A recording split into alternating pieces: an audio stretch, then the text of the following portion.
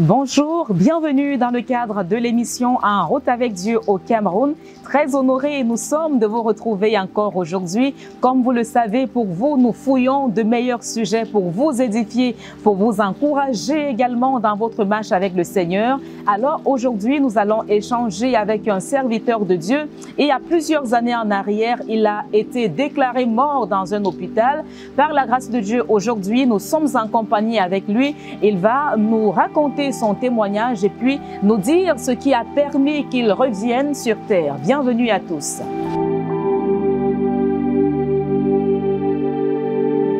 Bonjour, prophète Valérie. Bonjour, ma soeur. Nous sommes très contents d'être avec vous aujourd'hui.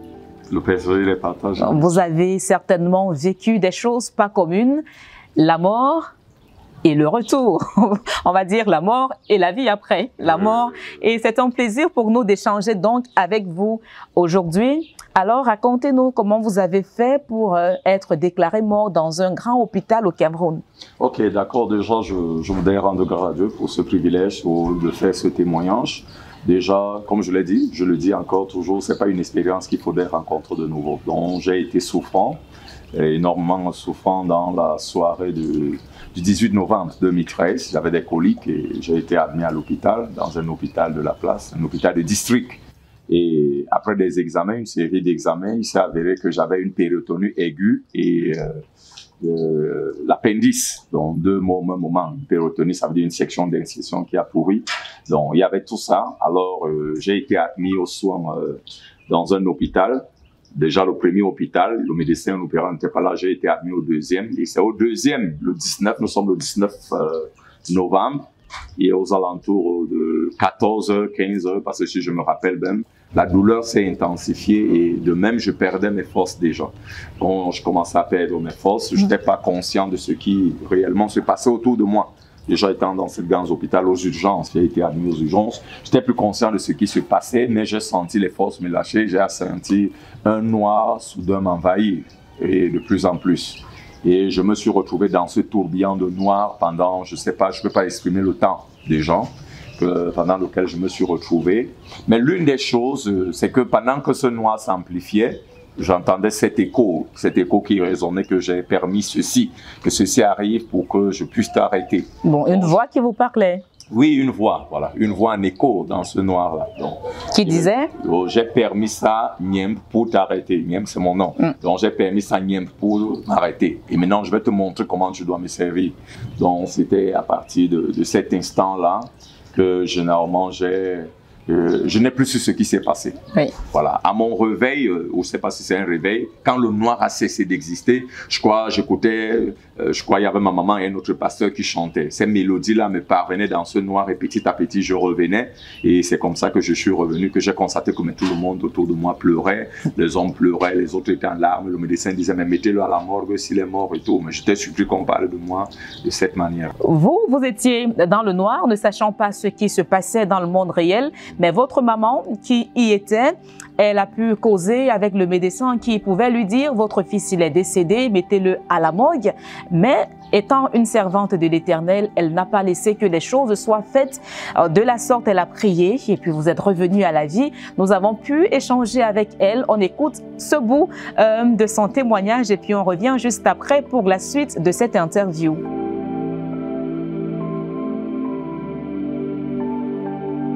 Quand le docteur m'a annoncé la mort de mon enfant, j'ai pris les engagements que la force, parce que je savais que j'étais avec Dieu, j'ai commencé à prier. Le docteur a amené le brancanier pour porter le corps pour aller à la morgue. J'ai fermé la porte, j'ai dit que mon enfant n'est pas encore mort. Il a la vie, il a encore envie. J'ai commencé à arrêter, les gens avaient les mains pour pousser dehors, ceux qui n'avaient pas la volonté de prier. Mais Dieu a envoyé les serviteurs en ce jour-là pour prier, rien que pour leurs frères. À peine 45 minutes, quelqu'un parmi nous a dit qu'il a ouvert les yeux. J'ai dit non. Par comment? Je lui vois fermer. Quelqu'un qui est redressé, bien couché, fermer les yeux. Comment il a ouvert les yeux? Il me dit que maman, il a ouvert les yeux. J'ai dit non. Après, deuxième temps, j'ai appelé, il a répondu. légèrement, j'ai ressenti qu'il est revenu à la vie. Nous avons repris notre courage dans la prière. Toute la maison a bougé ce jour-là pour la prière parce que la présence de Dieu était là. Votre maman, comme elle le disait, donc, elle a pu prier, elle a pu parler à la mort pour que vous reveniez à la vie. Mais dites-nous, lorsque cette voix vous parlait dans ce noir-là, est-ce que vous ressentiez qu'il fallait quand même changer et si jamais vous revenez sur terre? Bon, déjà, je vais le préciser, comme je l'ai dit au début. Je crois, j'étais un jeune serviteur de Dieu, ambitieux, talentueux. Et je me rappelle à l'époque, l'année 2014, il était prévu que je parte en France, déjà, pour continuer mes études auprès de mes oncles et tout le reste. Donc, j'avais l'appel de Dieu. Je me rappelle à l'époque, j'avais mon directeur de faculté de théologie, il m'a parlé de tu as un appel de Dieu, tu ne peux pas suivre tes projets et tout. Mais moi, je ne voulais pas comprendre à faire appel de Dieu. Je savais que je devais être riche, alors je peux investir dans le ministère une fois riche et tout le reste. Mais je ne voulais pas répondre à cet appel.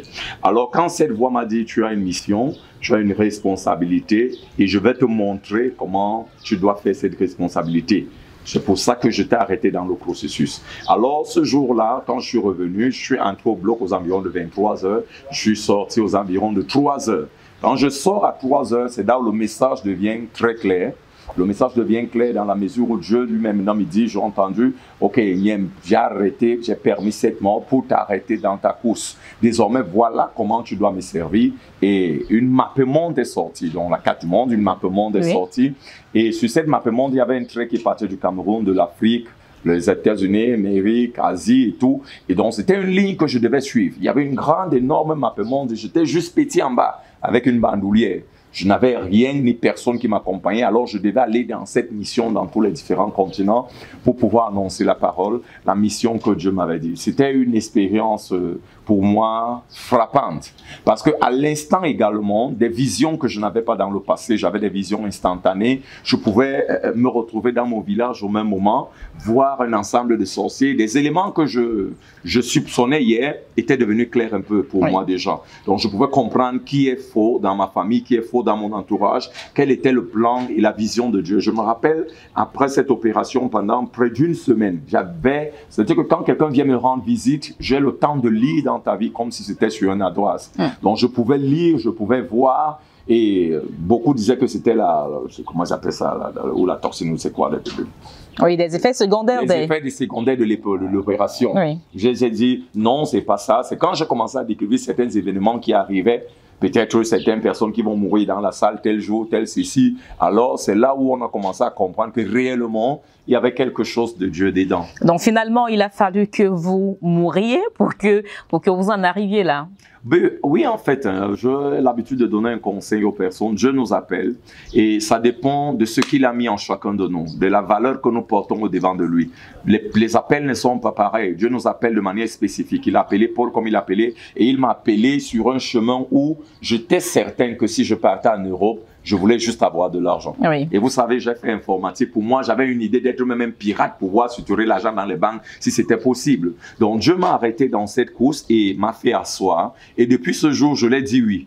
Je n'ai plus vraiment facilement accepté un emploi malgré mes connaissances et tout le reste. Alors, j'ai commencé à chercher la soumission et l'obéissance à un mentorship dans le but d'asseoir mon appel. Et aujourd'hui, vous êtes serviteur de Dieu. En 2013, vous étiez jeune ouvrier. Plusieurs années après cette expérience par vous vécue, vous servez le Seigneur, vous avez une assemblée. Bon, c'est un privilège déjà. J'ai la grâce, par la grâce de Dieu, je suis l'intendant ou le surintendant de God Kingdom Mission and Fellowship.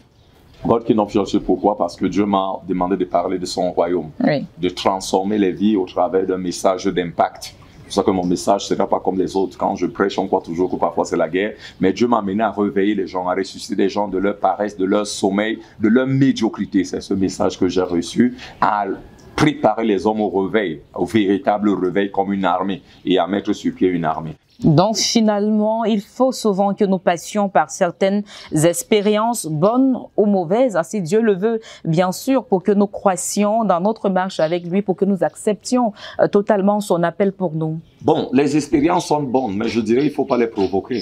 Moi, j'ai provoqué une expérience par la rébellion.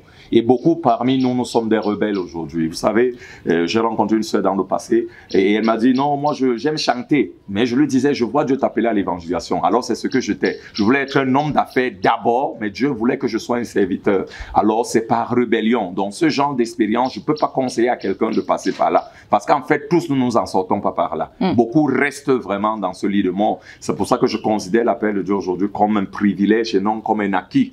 Et je vois cette rébellion que vraiment, je ne suis pas prêt à revoir. Souffrir pendant 2 jours de cris, de douleur. S'il faut passer par là pour servir Dieu, bêta, je le sers très vite et mieux. Ce qui m'a intéressé tout à l'heure lorsque vous parliez de votre histoire dans cet hôpital, c'est que vous étiez dans le noir. Sauf que quand nous lisons la parole de Dieu, on se rend quand même compte que lorsque des enfants de Dieu, eux, ils meurent, ils peuvent être dans la présence totale de Dieu, si je peux me le permettre. Est-ce que là précisément, le Seigneur vous montrait que vous n'êtes pas dans sa pleine volonté? Je n'étais pas dans sa pleine volonté déjà. J'étais un rebelle.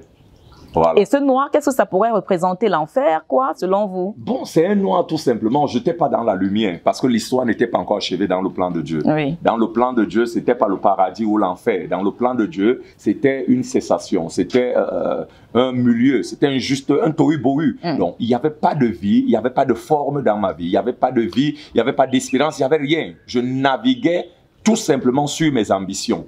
Et alors, je n'étais pas dans la lumière. Toutes les décisions que je prenais étaient influencées par moi et par conséquent par le noir. Donc, vous comprenez donc aujourd'hui. Alors, les enfants de Dieu meurent, ils vont au ciel, il y a le ciel. Mais moi, j'étais dans le juste milieu, dans un noir. C'est mon âme qui était manipulée. C'est mon âme qui s'est laissée enjouer par les plaisirs et les désirs de ce monde. Vous comprenez un peu? Oui. C'est une expérience que j'ai comprise quand mon jeune frère est mort. Je le fais toujours. Mon jeune frère est mort. Pour les autres, il était comme un païen. J'ai pleuré pendant longtemps. Mais à un certain niveau, j'ai vu Dieu venir le prendre. Et pendant qu'il marchait avec Dieu, avec son destroy tout troué, ses habits étaient plus éclatants que le mien. Ça, c'est une expérience du ciel. Mais moi, je n'ai pas vécu cette expérience-là. Mais je l'ai vu au travers de quelqu'un d'autre. Donc, j'étais entassé. Et je voudrais dire à quelqu'un, chaque fois que tu es enroulé par toi, ta volonté, tes choix, tu n'es que dans les ténèbres. Et c'est dans ces ténèbres que j'étais. Merci, merci infiniment, prophète Valérie, d'avoir accepté de répondre à nos questions aujourd'hui. Certainement, votre témoignage, moi, déjà, premièrement, il me bénit. Et je crois également qu'il bénit tous ceux à qui le regardent présentement, que le Dieu que vous avez accepté de servir finalement bénisse davantage votre ministère. Merci. Merci. Toute la gloire à Jésus-Christ. Merci pour ce moment. Que le Seigneur bénisse quelqu'un qui a suivi ce message et qu'il n'y ait point de rébellion en quelqu'un. Pas de rébellion. Que le Seigneur vous bénisse également, chers téléspectateurs. À très bientôt au Cameroun pour une autre production de votre émission En route avec Dieu. Shalom. Shalom.